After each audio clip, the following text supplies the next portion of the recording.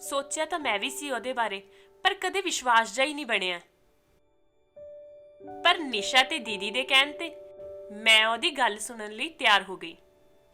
ਉਹਨੇ ਵੀ ਉਹੀ ਗੱਲ ਕਹੀ ਕਿ ਤੂੰ ਮੈਨੂੰ ਸੋਹਣੀ ਲੱਗਦੀ ਹੈ ਤੇ ਮੈਂ ਤੇਰੇ ਨਾਲ ਵਿਆਹ ਕਰਵਾਉਣਾ। ਪਹਿਲਾਂ ਤਾਂ ਮੈਨੂੰ ਉਹਦੀ ਕਿਸੇ ਗੱਲ ਤੇ ਯਕੀਨ ਨਾ ਹੋਇਆ, ਪਰ ਜਦੋਂ ਹੌਲੀ-ਹੌਲੀ ਮੈਂ ਸੰਦੀਪ ਦੇ ਨੇੜੇ ਹੋਈ, ਹਾਂ ਉਹਦਾ ਨਾਮ ਸੰਦੀਪ ਸੀ, ਤੇ ਹੁਣ ਉਹ ਮੈਨੂੰ ਚੰਗਾ ਲੱਗਣ ਲੱਗਿਆ ਤੇ ਮੈਂ ਹੌਲੀ-ਹੌਲੀ ਉਹਦੇ ਨਾਲ ਜੁੜਦੀ ਗਈ। ਸਭ ਕੁਝ ਚੰਗਾ ਜਿਹਾ ਲੱਗਣ ਲੱਗ ਪਿਆ। ਮੈਂ ਹਮੇਸ਼ਾ ਖੁਸ਼ ਰਹਿਣ ਲੱਗ ਪਈ। ਪਰ ਇੱਕ ਗੱਲ ਸੀ ਜੋ ਮੈਨੂੰ ਹਮੇਸ਼ਾ ਦੁਖੀ ਕਰਦੀ ਸੀ, ਉਹ ਸੀ ਕਲਾਸ ਵਾਲੇ ਹਰਮਨ ਦੀ ਖਾਮੋਸ਼ੀ। ਜਿਵੇਂ-ਜਿਵੇਂ ਹਰਮਨ ਨੂੰ ਮੇਰੇ ਤੇ ਸੰਦੀਪ ਦੇ ਰਿਸ਼ਤੇ ਬਾਰੇ ਪਤਾ ਲੱਗਦਾ ਗਿਆ, ਉਹਦੀ ਜ਼ੁਬਾਨ ਦੇ ਨਾਲ ਉਹਦੀਆਂ ਅੱਖਾਂ ਵੀ ਖਾਮੋਸ਼ ਹੋ ਗਈਆਂ, ਜਿਨ੍ਹਾਂ ਵਿਚਲੀਆਂ ਪਤਾ ਨਹੀਂ ਕਿੰਨੀਆਂ ਕੁ ਗੱਲਾਂ ਮੈਂ ਪੜ੍ਹਨਾ ਸਿੱਖ ਗਈ ਸੀ, ਜਿਨ੍ਹਾਂ ਦੀ ਬੋਲੀ ਮੈਂ ਸਮਝਣ ਲੱਗ ਪਈ ਸੀ। ਪਰ ਸੰਦੀਪ ਦੇ ਪਿਆਰ ਨਾਲ ਸਭ ਕੁਝ ਹੀ ਬਦਲ ਗਿਆ। ਇੱਥੋਂ ਤੱਕ ਕਿ ਹਰਮਨ ਨੂੰ ਮੈਂ ਕਲਾਸ 'ਚ ਆਪ ਹੀ ਬੁਲਾਉਣਾ ਸ਼ੁਰੂ ਕਰ ਦਿੱਤਾ। ਪਰ ਕਦੇ ਵੀ ਹਰਮਨ ਨੇ ਮੇਰੇ ਤੇ ਸੰਦੀਪ ਦੇ ਰਿਸ਼ਤੇ ਨੂੰ ਲੈ ਕੇ ਕੋਈ ਗੱਲ ਨਾ ਕੀਤੀ ਤੇ ਨਾ ਹੀ ਕਦੇ ਆਪਣੇ ਅੰਦਰਲੇ ਹਾਲ ਬਾਰੇ ਕੁਝ ਦੱਸਿਆ। ਪਰ ਮੈਂ ਸਭ ਕੁਝ ਸਮਝਦੀ ਸੀ। ਇਸ ਤਰ੍ਹਾਂ ਉਸਦਾ ਇਹ ਖਾਮੋਸ਼ੀ ਵਾਲਾ ਪਿਆਰ ਮੇਰੇ ਲਈ ਇੱਕ ਸਤਿਕਾਰਯੋਗ ਦੋਸਤੀ 'ਚ ਬਦਲ ਗਿਆ। ਜਿੱਥੇ ਸੰਦੀਪ ਮੇਰੇ ਲਈ ਮੇਰੇ ਦਿਲ ਦਾ ਮਹਿਰਮ ਸੀ, ਉੱਥੇ ਹਰਮਨ ਮੇਰੀ ਰੂਹ ਦਾ ਰਾਜਦਾਰ ਬਣ ਗਿਆ, ਜਿਸ ਕੋਲ ਮੈਂ ਆਪਣੀ ਹਰ ਗੱਲ ਬਿਨਾਂ ਝਿਜਕ ਦੇ ਕਰ ਲੈਂਦੀ ਸੀ। ਇਸ ਤਰ੍ਹਾਂ ਸਭ ਕੁਝ ਵਧੀਆ ਗੁਜ਼ਰ ਰਿਹਾ ਸੀ। ਨਿਸ਼ਾ ਵਿਕਰਮ ਨਾਲ ਖੁਸ਼ ਸੀ ਤੇ ਮੈਂ ਸੰਦੀਪ ਨਾਲ, ਤੇ ਦੀਦੀ ਤਾਂ ਜ਼ਿਆਦਾਤਰ ਪੜ੍ਹਾਈ ਵਿੱਚ ਹੀ ਵਿਅਸਤ ਰਹਿੰਦੇ ਸੀ। ਰਾਜ ਤੂੰ ਇਸ ਡਿਪਾਰਟਮੈਂਟ ਨਹੀਂ ਗਈ? ਨਹੀਂ। ਤੈਨੂੰ ਪਤਾ ਅੱਜ ਕਾਲਜ ਵਿੱਚ ਕਿੰਨੀ ਵੱਡੀ ਦੁਰਘਟਨਾ ਵਾਪਰ ਗਈ? ਕੀ ਹੋਇਆ? ਦੀਦੀ ਨੇ ਲਾਲ ਸਰ ਦੇ ਥੱਪੜ ਮਾਰਿਆ। ਕਿਉਂ? ਕੀ ਗੱਲ ਹੋ ਗਈ ਸੀ? ਪਤਾ ਨਹੀਂ, ਦੀਦੀ ਲਾਲ ਸਰ ਦੇ ਕਮਰੇ 'ਚ ਬੈਠੇ ਸੀ, ਫਿਰ ਪਤਾ ਨਹੀਂ ਕੀ ਹੋਇਆ, ਦੀਦੀ ਸਰ ਨੂੰ ਉੱਚੀ ਉੱਚੀ ਬੋਲਣ ਲੱਗ ਪਏ, ਫਿਰ ਸਰ ਵੀ ਬੋਲਣ ਲੱਗ ਪਏ, ਫਿਰ ਸਰ ਗੁੱਸੇ ਵਿੱਚ ਬਾਹਰ ਨੂੰ ਚਲੇ ਗਏ ਤੇ ਦੀਦੀ ਵੀ। ਸਾਨੂੰ ਤਾਂ ਬਾਅਦ 'ਚ ਪਤਾ ਚੱਲਿਆ ਦੀਦੀ ਨੇ ਲਾਲ ਸਰ ਦੇ ਥੱਪੜ ਮਾਰਿਆ। ਪਰ ਹੁਣ ਦੀਦੀ ਕਿੱਥੇ ਹੈ? ਪਤਾ ਨਹੀਂ, ਮੈਨੂੰ ਤਾਂ ਡਰ ਲੱਗ ਰਿਹਾ, ਉਹਨਾਂ ਦਾ ਵੀ ਫੋਨ ਨਹੀਂ ਲੱਗ ਰਿਹਾ। ਯਾਰ ਇਹ ਤਾਂ ਬਹੁਤ ਵੱਡੀ ਗੱਲ ਹੋ ਗਈ। ਦੀਦੀ ਦਾ ਕਿਸੇ ਮੁੰਡੇ ਦੇ ਥੱਪੜ ਮਾਰਨਾ ਤਾਂ ਠੀਕ ਸੀ, ਪਰ ਪ੍ਰੋਫੈਸਰ ਦੇ? ਹੋਰ ਮੈਂ ਤਾਂ ਆਪ ਹੈਰਾਨ ਹੋ ਗਈ, ਅੱਗੇ ਪਤਾ ਨਹੀਂ ਕੀ ਬਣੂਗਾ। चल ठीक है, ओके बाय।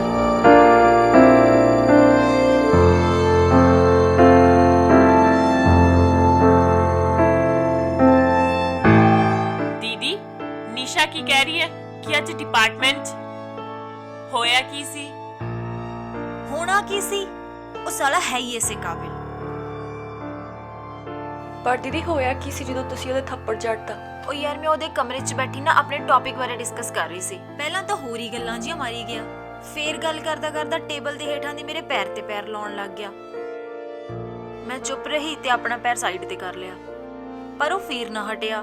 ਫੇਰ ਉਹੀ ਘਟੀਆ ਹਰਕਤਾਂ, ਫੇਰ ਮੇਰੇ ਨਾਲ ਉਹੀ ਬਕਵਾਸ ਦੀਆਂ ਗੱਲਾਂ ਲੱਗ ਗਿਆ ਕਰਨ। ਮੈਂ ਫੇਰ ਵੀ ਚੁੱਪ ਰਹੀ, ਸੋਚਿਆ ਆਪੇ ਹਟ ਜੂ, ਪਰ ਮੇਰੀ ਇਸ ਚੁੱਪੀ ਨੂੰ ਦੇਖ ਕੇ ਤਾਂ ਉਹਨੇ ਹੱਦ ਹੀ ਕਰਤੀ। ਗੱਲਾਂ ਕਰਦੇ ਕਰਦੇ ਨੇ ਮੇਰਾ ਹੱਥ ਫੜ ਲਿਆ।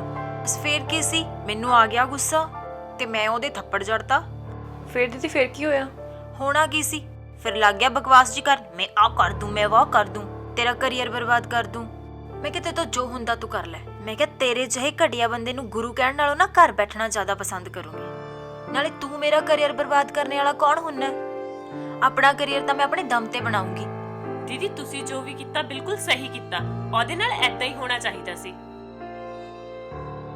ਕਈ ਵਾਰ ਇਸ ਤਰ੍ਹਾਂ ਵੀ ਮਰਨਾ ਪਿਆ, ਖੋਖਲੇ ਸਿਰਾਂ ਨੂੰ ਵੀ ਸਲਾਮ ਕਰਨਾ ਪਿਆ। ਅਸਲ 'ਚ ਨਾ ਗਲਤੀ ਥੋੜੀ ਮੇਰੀ ਹੋ ਰਹਿ ਗਈ। ਜਿਵੇਂ ਉਹਨੂੰ ਉਸੇ ਦਿਨ ਰੋਕ ਦਿੰਦੀ ਨਾ ਜਿਸ ਦਿਨ ਲਾਇਬ੍ਰੇਰੀ 'ਚ ਉਹਨੇ ਮੇਰਾ ਪੈਰ ਦੱਬਿਆ ਸੀ, ਤਾਂ ਸ਼ਾਇਦ ਅੱਜ ਇੰਨਾ ਅੱਗੇ ਨਾ ਵੱਧਦਾ। ਮੈਂ ਇਹੋ ਜਿਹੇ ਪ੍ਰੋਫੈਸਰਾਂ ਬਾਰੇ ਨਾ ਪਹਿਲਾਂ ਤੋਂ ਹੀ ਕੁੜੀਆਂ ਤੋਂ ਸੁਣ ਰੱਖਿਆ, ਜੋ ਵਿਚਾਰੀਆਂ ਉੱਥੇ ਤਾਂ ਕੁਝ ਕਹਿ ਨਹੀਂ ਸਕਦੀਆਂ ਪਰ ਹੋਸਟਲ 'ਚ ਆ ਕੇ ਰੋਂਦੀਆਂ ਨੇ। ਫਿਰ ਪਰ ਮੈਂ ਸੋਚਿਆ ਹੋਇਆ ਸੀ ਜੇ ਮੇਰੇ ਨਾਲ ਇਹੋ ਜਿਹਾ ਕੁਝ ਹੋਇਆ ਨਾ, ਪਰ ਮੈਂ ਨਹੀਂ ਚੁੱਪ ਰਹਿਣਾ, ਮੈਂ ਤਾਂ ਸਬਕ ਸਿਖਾ ਕੇ ਹੀ ਰਹੂੰਗੀ, ਚਾਹੇ ਜੋ ਮਰਜ਼ੀ ਹੋ ਜਾਵੇ। ਫਿਰ ਤੂੰ ਕਹਿੰਦੀ ਸੀ ਨਾ ਕੁੜੀਆਂ ਨੂੰ ਗਾਈਡ ਇੰਨੇ ਸੌਖੇ ਕਿਉਂ ਮਿਲ ਜਾਂਦੇ ਨੇ? ਇਹੋ ਜਿਹੇ ਬੰਦਿਆਂ ਕਰਕੇ, ਜਿਨ੍ਹਾਂ ਨਾਲ ਹੋਰ ਵੀ ਕਈ ਚੰਗੇ ਪ੍ਰੋਫੈਸਰ ਬਦਨਾਮ ਹੋ ਜਾਂਦੇ ਨੇ। ਸਹੀ ਗੱਲ ਹੈ ਦੀਦੀ, ਚਿੱਕੜ ਚੋਂ ਨਿਕਲਿਆ ਇੱਕ ਡੰਗਰ ਸਭ ਤੇ ਛਿੱਟੇ ਪਾ ਦਿੰਦਾ ਹੈ। ਨਾਲੇ ਦੀਦੀ ਜਦੋਂ ਲਾਲ ਸਰ ਕਮਰੇ ਚੋਂ ਨਿਕਲੇ ਸੀ ਨਾ, ਉਹਨਾਂ ਦਾ ਬੁੱਥਾ ਵੀ ਲਾਲ ਹੀ ਸੀ। ਲਾਲ ਕਰੀ ਜਾਂਦਾ ਸੀ, ਕਰਵਾ ਕੇ ਆਇਆ ਸੀ ਮੇਰੇ ਤੋਂ ਲਾਲ। ਉਹ ਵੀ ਆਪਣੀਆਂ ਗੰਦੀਆਂ ਹਰਕਤਾਂ ਕਰਕੇ। ਸਾਲਾ। ਨਾਲੇ ਛੱਡੋ ਯਾਰ, ਇਹ ਤਾਂ ਸਭ ਚੱਲਦਾ ਹੀ ਰਹਿੰਦਾ ਹੈ, ਦੇਖੀ ਜਾਊ ਕੀ ਹੋਊਗਾ। ਤੁਸੀਂ ਆਪਣੀ ਸੁਣਾਓ, ਕਿਵੇਂ ਚੱਲਦੀ ਹੈ ਤੁਹਾਡੀ ਕਹਾਣੀ? ਨਿਸ਼ਾ, ਨਾਲੇ ਕੀ ਕਹਿੰਦਾ ਤੇਰਾ ਉਹ ਬੈਂਚ ਵਾਲਾ? ਕਹਿਣਾ ਤਾਂ ਕੀ ਹੈ ਦੀਦੀ, ਬਸ ਲੜਦਾ ਬਹੁਤ ਹੈ। ਤੇ ਵਿਆਹ ਬਾਰੇ ਕੀ ਕਹਿੰਦਾ ਹੈ? ਕਹਿੰਦਾ ਪੇਪਰਾਂ ਤੋਂ ਬਾਅਦ ਘਰਦਿਆਂ ਨਾਲ ਗੱਲ ਕਰਾਂਗਾ। ਮੈਨੂੰ ਨਹੀਂ ਲੱਗਦਾ ਕਿ ਉਹ ਗੱਲ-ਗੁੱਲ ਕਰੂ ਕੋਈ। ਚਲੋ ਦੇਖੀ ਜਾਓ। ਰਾਜ, ਤੇਰੀ ਗੱਲ ਹੁੰਦੀ ਹੈ ਸੰਦੀਪ ਨਾਲ? ਹਾਂ ਦੀਦੀ, ਗੱਲ ਤਾਂ ਹੁੰਦੀ ਹੈ, ਪਰ ਕੀ? ਦੀਦੀ ਉਹ ਗੁੱਸੇ ਹੈ ਮੇਰੇ ਨਾਲ। ਕਹਿੰਦਾ ਤੂੰ ਮੇਰੇ ਲਈ ਟਾਈਮ ਨਹੀਂ ਕੱਢਦੀ, ਨਾ ਤੂੰ ਮੇਰੇ ਨਾਲ ਕਿਤੇ ਘੁੰਮਣ ਗਈ ਹੈ। ਚੱਲ ਫਿਰ ਜਾ ਆਇਆ ਕਰ ਕਦੇ ਨਾ ਕਦੇ ਤਾਂ, ਪਰ ਖਿਆਲ ਰੱਖੀ ਗੱਲ ਘੁੰਮਣ ਫਿਰਨ ਤੱਕ ਹੀ ਰਹੇ। ਬਹੁਤਾ ਵਿਸ਼ਵਾਸ ਨਹੀਂ ਕਰੀਦਾ ਇਹਨਾਂ ਮੁੰਡਿਆਂ ਤੇ। ਠੀਕ ਹੈ ਦੀਦੀ। ਚਲੋ ਯਾਰ, ਹੁਣ ਤਾਂ ਮੈਂ ਚੱਲੀ ਖਾਣਾ ਖਾਣ। ਜੇ ਤੁਸੀਂ ਜਾਣਾ ਤਾਂ ਚਲੋ, ਚੱਲਦੇ ਆਂ ਫਿਰ ਇਕੱਠੇ ਹੀ। ਹਾਂ ਦੀਦੀ, ਦੀਦੀ, ਅਸੀਂ ਵੀ ਅਸੀਂ ਵੀ ਚੱਲਦੇ ਚੱਲਦੇ ਹਾਂ। ਦੀਦੀ ਦਾ ਇਹ ਰੂਪ ਦੇਖ ਕੇ ਤਾਂ ਮੈਂ ਹੈਰਾਨ ਹੀ ਰਹਿ ਗਈ ਸੀ। ਕਿਵੇਂ ਉਹਨਾਂ ਨੇ ਬੇਬਾਕ ਹੋ ਕੇ ਇੱਕ ਪ੍ਰੋਫੈਸਰ ਦੇ ਥੱਪੜ ਜੜ ਦਿੱਤਾ। ਕਿਵੇਂ ਲਾਲ ਸਰ ਦਾ ਮੂੰਹ ਉਹਨਾਂ ਨੇ ਲਾਲ ਹੀ ਕਰ ਦਿੱਤਾ। ਇਹੋ ਜਿਹੇ ਲੋਕਾਂ ਲਈ ਤਾਂ ਦੀਦੀ ਨੀਰੀ ਅੱਗ ਹੀ ਸੀ, ਤੇ ਸਾਡੇ ਲਈ ਇੱਕ ਵੱਡੀ ਭੈਣ ਤੋਂ ਵੱਧ ਕੇ। ਅਸਲ 'ਚ ਉਹਨਾਂ ਨੂੰ ਦੀਦੀ ਜ਼ੁਬਾਨ ਤੋਂ ਹੀ ਨਹੀਂ, ਬਲਕਿ ਦਿਲੋਂ ਕਹਿਣ ਨੂੰ ਜੀ ਕਰਦਾ ਸੀ। ਉਸ ਦਿਨ ਦੇ ਥੱਪੜ ਵਾਲੀ ਘਟਨਾ ਪੂਰੀ ਯੂਨੀਵਰਸਿਟੀ ਵਿੱਚ ਅੱਗ ਵਾਂਗੂ ਫੈਲ ਗਈ, ਤੇ ਲਾਲ ਸਰ ਸਾਰੇ ਇਲਜ਼ਾਮ ਦੀਦੀ ਤੇ ਲਾਉਣ ਲੱਗੇ, ਤੇ ਕਰੈਕਟਰਲੈਸ ਹੋਣ ਦਾ ਇਲਜ਼ਾਮ ਵੀ ਲਾ ਦਿੱਤਾ। ਪਰ ਸਾਰੀਆਂ ਵਿਦਿਆਰਥੀ ਜਥੇਬੰਦੀਆਂ ਦੀਦੀ ਦੇ ਹੱਕ ਵਿੱਚ ਜਾ ਖੜੀਆਂ। ਮਾਰਚ ਨਿਕਲੇ, ਧਰਨੇ ਲੱਗੇ, ਤੇ ਲਾਲ ਸਰ ਦਾ ਵਿਰੋਧ ਹੋਣ ਲੱਗਿਆ, ਤੇ ਯੂਨੀਵਰਸਿਟੀ ਵਿੱਚ ਲਾਲ ਸਰ ਦਾ ਬਹੁਤ ਵਿਰੋਧ ਹੋਇਆ। ਦੀਦੀ ਦੇ ਮੰਮੀ ਨੂੰ ਪਤਾ ਲੱਗਿਆ ਤਾਂ ਉਹ ਵੀ ਆਪਣੀ ਕੁੜੀ ਦੇ ਹੱਕ ਵਿੱਚ ਆਣ ਖੜੇ ਹੋਏ। ਤਾਂ ਕਿਤੇ ਜਾ ਕੇ ਮਾਮਲਾ ਸ਼ਾਂਤ ਹੋਇਆ, ਤੇ ਦੀਦੀ ਨੂੰ ਸਾਡੇ ਡਿਪਾਰਟਮੈਂਟ ਦੇ ਇੱਕ ਪ੍ਰੋਫੈਸਰ ਨੇ ਆਪਣੀ ਨਿਗਰਾਨੀ ਵਿੱਚ ਐਮਫਿਲ ਕਰਵਾਈ। ਇਸ ਘਟਨਾ ਦਾ ਅਜਿਹਾ ਅਸਰ ਪਿਆ ਕਿ ਮੁੜ ਕੇ ਯੂਨੀਵਰਸਿਟੀ ਵਿੱਚ ਅਜਿਹੀ ਕੋਈ ਘਟਨਾ ਨਾ ਵਾਪਰੀ। ਸਗੋਂ ਹੋਰ ਬਹੁਤ ਸਾਰੀਆਂ ਕੁੜੀਆਂ ਜੋ ਅਜਿਹੇ ਸ਼ੋਸ਼ਣ ਕਰਕੇ ਮਾਨਸਿਕ ਤਣਾਅ ਵਿੱਚ ਚਲੀਆਂ ਗਈਆਂ ਸੀ, ਉਹਨਾਂ ਨੂੰ ਨਜ਼ਾਤ ਮਿਲੀ। ਇਸ ਤਰ੍ਹਾਂ ਜ਼ਿੰਦਗੀ ਆਪਣੇ ਸਾਵੇਂ ਰਾਹ ਤੇ ਚੱਲਣ ਲੱਗੀ। ਅਸੀਂ ਵੀ ਆਪਣੀ ਐਮਏ ਦਾ ਪਹਿਲਾ ਸਾਲ ਪੂਰਾ ਕਰਕੇ ਦੂਜੇ ਸਾਲ ਵਿੱਚ ਦਾਖਲਾ ਲੈ ਲਿਆ, ਤੇ ਮੇਰੀ ਫੀਸ ਨੂੰ ਲੈ ਕੇ ਕੋਈ ਵੀ ਸਮੱਸਿਆ ਕਦੇ ਸੰਦੀਪ ਨੇ ਨਾ ਆਉਣ ਦਿੱਤੀ। ਸਗੋਂ ਮੇਰੇ ਬਾਰ-ਬਾਰ ਮਨਾ ਕਰਨ ਤੇ ਵੀ ਹੋਰ ਵੀ ਬਹੁਤ ਸਾਰੇ ਗਿਫਟ ਮੈਨੂੰ ਲੈ ਕੇ ਦੇ ਦਿੰਦਾ। ਇਸ ਤਰ੍ਹਾਂ ਮੇਰੀਆਂ ਨਜ਼ਰਾਂ 'ਚ ਉਸਦਾ ਹੋਰ ਵੀ ਸਤਿਕਾਰ ਵਧਣ ਲੱਗਾ, ਤੇ ਮੈਂ ਆਪਣੇ ਆਪ ਨੂੰ ਉਸਦੀ ਕਰਜ਼ਾਈ ਜੀ ਮਹਿਸੂਸ ਕਰਨ ਲੱਗ ਪਈ। ਤੇ ਫਿਰ ਮੈਂ ਵੀ ਉਸਨੂੰ ਕਦੇ ਗੁੱਸੇ ਹੋਣ ਦਾ ਮੌਕਾ ਨਾ ਦਿੱਤਾ। ਅਸੀਂ ਦੋਵੇਂ ਬਹੁਤ ਖੁਸ਼ ਰਹਿਣ ਲੱਗੇ। ਇਸ ਤਰ੍ਹਾਂ ਸਾਡੀ ਤਿੰਨਾਂ ਸਹੇਲੀਆਂ ਦੀ ਜ਼ਿੰਦਗੀ ਚੰਗੀ ਗੁਜ਼ਰ ਰਹੀ ਸੀ।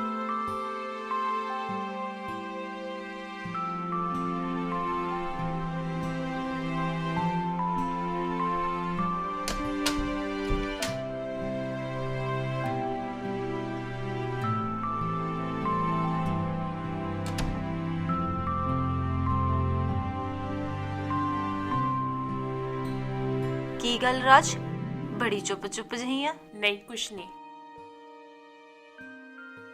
ਨਾਲੇ ਉਹ ਆਪਣੀ ਹੀਰ ਸਲੇਟੀ ਕਿੱਥੇ ਹੈ? ਪਤਾ ਨਹੀਂ ਦੀਦੀ, ਉਹ ਤਾਂ ਸਵੇਰ ਦੀ ਗਈ ਹੋਈ ਆ, ਹੁਣ ਤੱਕ ਵਾਪਸ ਨਹੀਂ ਆਈ। ਇਹ ਕੁੜੀ ਤਾਂ ਹੀਰ ਸਲੇਟੀ ਨੂੰ ਵੀ ਮਾਤ ਪਾਊਗੀ। ਹੀਰ ਤਾਂ ਗਈ ਹੋਈ ਘੰਟੇ 2 ਘੰਟੇ ਬਾਅਦ ਮੁੜ ਵੀ ਆਉਂਦੀ ਸੀ, ਇਹ ਤਾਂ ਸਾਰਾ ਦਿਨ ਨਹੀਂ ਮੁੜਦੀ ਹੈਗੀ। ਨਾਲੇ ਦੀਦੀ, ਹੀਰ ਤੇ ਰਾਂਝਾ ਤਾਂ ਵਿਚਾਰੇ ਡੰਗਰਾਂ ਵਾਲੇ ਵਾੜੇ 'ਚ ਹੀ ਬੜੇ ਰਹਿੰਦੇ ਹੋਣੇ। ਇਹ ਤਾਂ 3 ਸਟਾਰ ਹੋਟਲ ਤੋਂ ਘੱਟ ਗੱਲ ਨਹੀਂ ਕਰਦੀ। ਚੱਲ ਛੱਡ, ਆਪੇ ਆਜੂ। ਹੋਰ ਸੁਣਾ, ਤੂੰ ਕਿਵੇਂ ਉਦਾਸ ਜੀ ਬੈਠੀ ਐ? ਉਹ ਨਹੀਂ ਦੀਦੀ, ਮੈਂ ਤਾਂ ਵੈਸੇ ਹੀ ਬੈਠੀ ਸੀ। ਤੁਸੀਂ ਹੁਣ ਆਏ ਹੋ ਲਾਇਬ੍ਰੇਰੀ ਤੋਂ? ਹਾਂ ਯਾਰ, ਸਾਰਾ ਦਿਨ ਬਸ ਉੱਥੇ ਹੀ ਲੰਘ ਗਿਆ ਲਾਇਬ੍ਰੇਰੀ 'ਚ। ਹਾਂ ਸੱਚ ਦੀਦੀ, ਕਹਿੰਦੇ ਇਸ ਵਾਰ ਆਪਣੇ ਹੈੱਡ ਸਰ ਨੂੰ ਸਾਹਿਤਕ ਅਵਾਰਡ ਮਿਲਣਾ ਹੈ। ਰਾਜ, ਜੋ ਇਹ ਅਵਾਰਡ ਮਿਲਿਆ ਨਾ, ਸਭ ਢੋਂਗ ਹੈ। ਸਭ ਨੂੰ ਪਤਾ ਇੱਥੇ ਕੀ ਹੁੰਦਾ ਹੈ। ਨਿਸ਼ਾ, ਕੀ ਹੋਇਆ? ਨਿਸ਼ਾ, ਚੁੱਪ ਕਰ। ਚਲ ਆ ਉੱਥੇ, ਜਾ ਪਾਣੀ ਲੈ ਕੇ ਆ। ਪਾਣੀ ਪੀ ਲੈ, ਪਾਣੀ ਪੀ।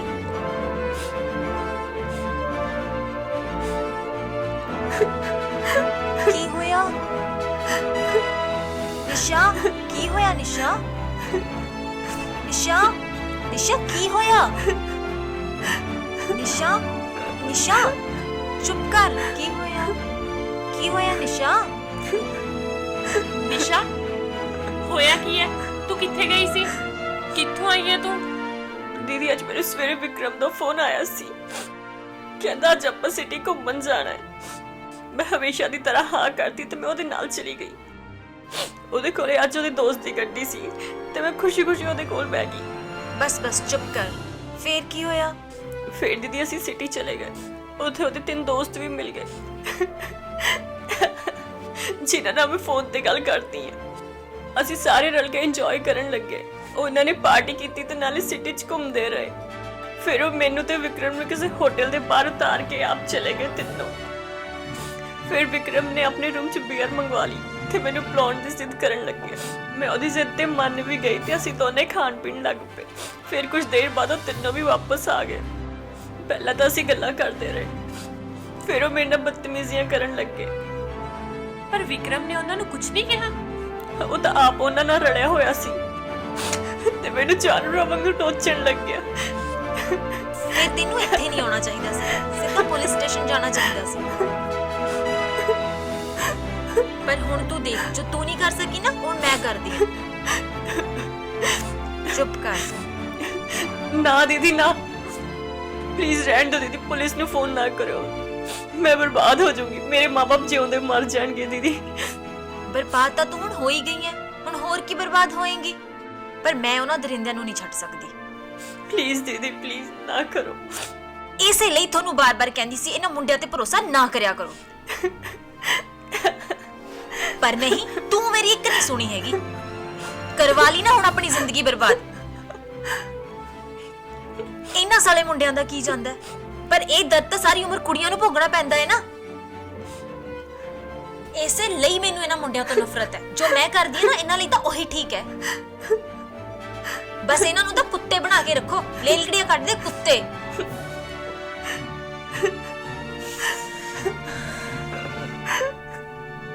ਤੁਸੀਂ ਦੋਨੋਂ ਇੱਥੇ ਗਿਆਨ ਲੈਣ ਆਈਆਂ ਸੀ ਨਾ, ਲੱਗਦਾ ਅੱਖਾਂ ਗਵਾ ਕੇ ਜਾਓਗੀਆਂ।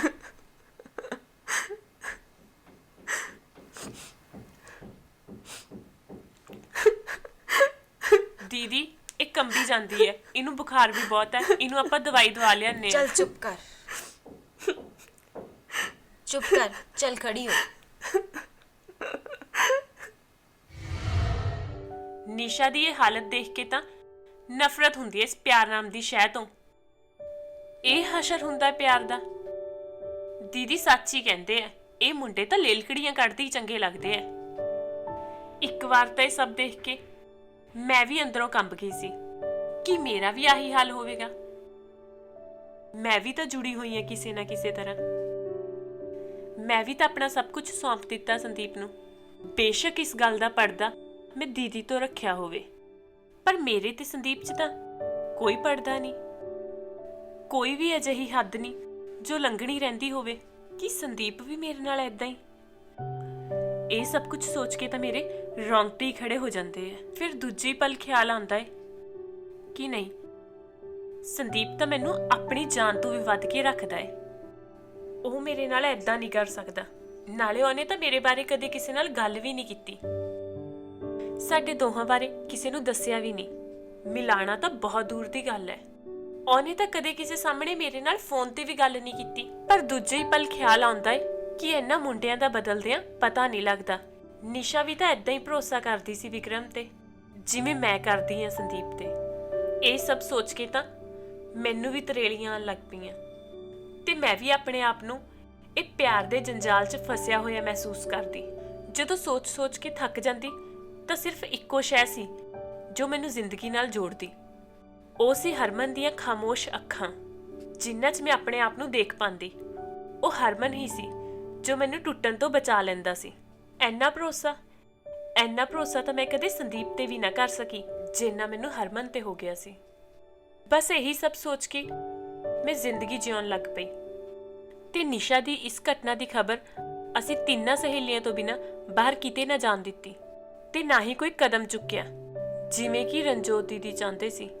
ਤੇ ਸਾਡੀ ਇਹ ਖਾਮੋਸ਼ੀ ਉਹਨਾਂ ਲਈ ਤਾਕਤ ਬਣ ਗਈ।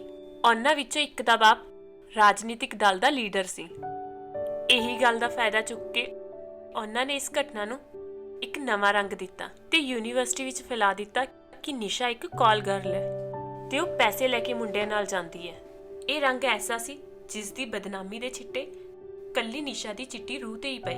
ਰਣਜੋਤ ਦੀਦੀ ਨੇ ਤਾਂ ਕਈ ਵਾਰ ਉਹਨਾਂ ਨੂੰ ਸਬਕ ਸਿਖਾਉਣਾ ਚਾਹਿਆ ਪਰ ਨਿਸ਼ਾ ਹਰ ਵਾਰ ਆਪਣੇ ਮਾਪਿਆਂ ਦਾ ਵਾਸਤਾ ਦੇ ਕੇ ਹੱਥ ਜੋੜ ਦਿੰਦੀ ਤੇ ਰਣਜੋਤ ਦੀਦੀ ਸਬਰ ਦਾ ਘੁੱਟ ਭਰ ਲੈਂਦੇ। ਇਸ ਤਰ੍ਹਾਂ ਉਹਨਾਂ ਨੇ ਨਿਸ਼ਾ ਦਾ ਨਾਮ ਵੀ ਬਦਨਾਮ ਕੁੜੀਆਂ ਦੀ ਲਿਸਟ ਵਿੱਚ ਸ਼ਾਮਿਲ ਕਰ ਦਿੱਤਾ ਤੇ ਅਸੀਂ ਚੁੱਪ ਤੋਂ ਬਿਨਾਂ ਕੁਝ ਨਾ ਕਰ ਸਕੇ।